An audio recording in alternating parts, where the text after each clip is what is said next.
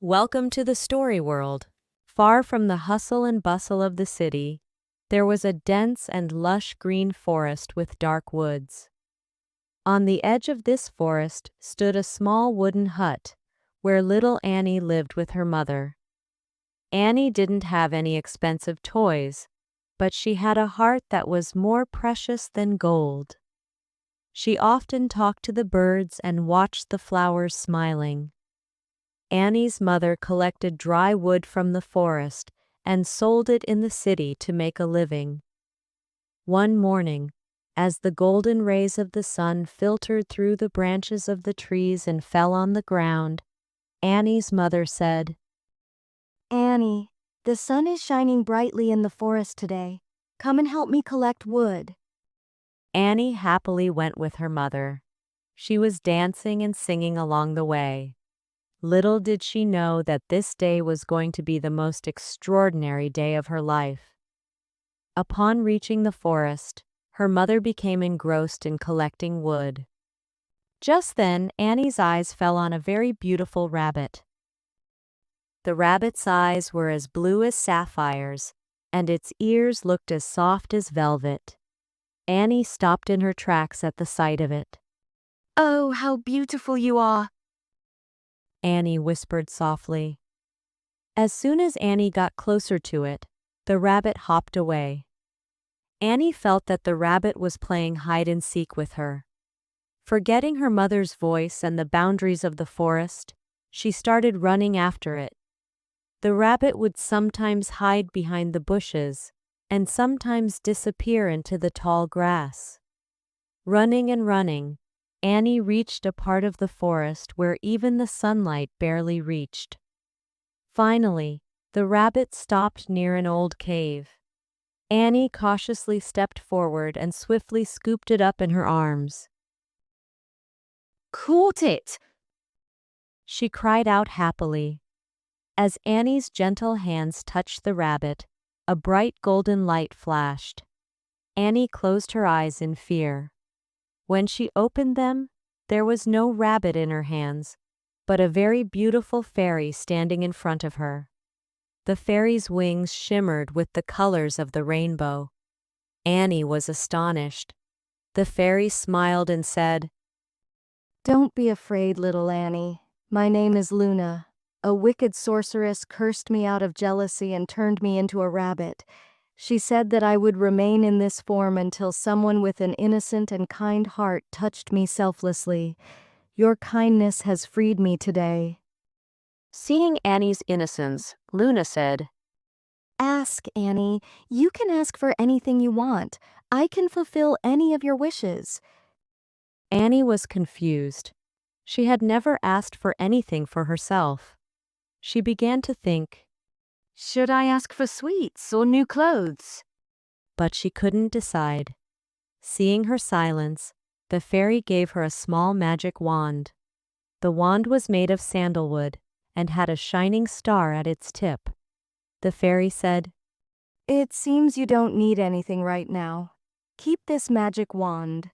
Whenever you feel that someone needs your help, just wave it in the air and speak your wish." Saying this, the fairy vanished into thin air. Annie returned to her mother and told her everything. Her mother hugged her. When they both reached home, they saw a small baby elephant lying at their doorstep. He was groaning in pain, and large tears were streaming down his eyes. Annie went closer and saw that the elephant had a large, deep wound on its leg. Perhaps it had been caught in a hunter's trap. Annie's heart ached. She said to her mother, "Mom, we can't just watch it suffer like this." Annie immediately remembered the magic wand. She took out the wand, waved it 3 times in the air, and said, "Oh, magic wand, take away this little elephant's pain and heal its wounds." A wave of light shot out from the wand and touched the elephant's leg. In an instant, the wound disappeared. The little elephant immediately stood up.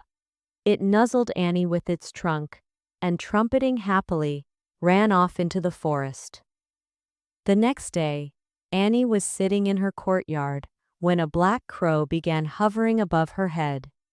It looked very distressed and was cawing loudly. "What's wrong, my friend? Why are you so upset?" Annie asked. The crow flew and perched on a low branch of a tree and tried to communicate something in its own language. Annie understood that it wanted to lead her somewhere. Annie followed it. The crow led her to a nearby dry pond. There, Annie saw that many birds, parrots, sparrows, and mynas, were lying unconscious. Due to the scorching heat, the pond had dried up, and the birds were dying of thirst. The crow was trying to bring a little water in its beak, but it wasn't enough.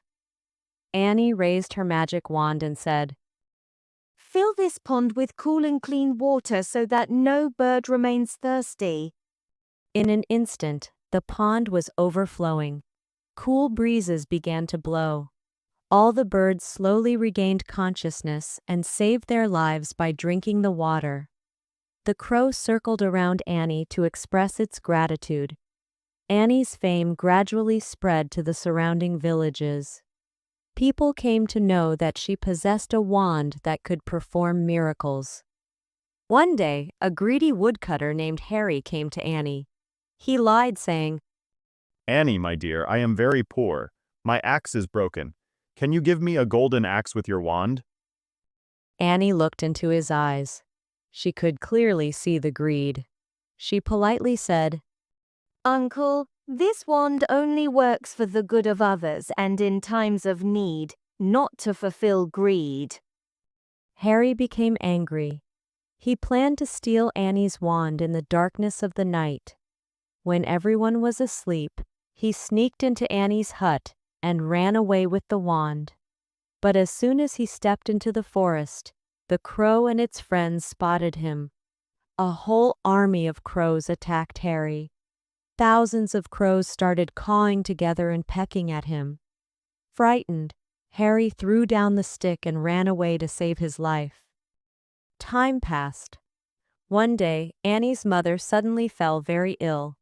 She had a high fever, and no medicine was working. Annie cried a lot. She picked up the magic wand and prayed for her mother's recovery. But this time, no light came out of the wand. Annie was frightened.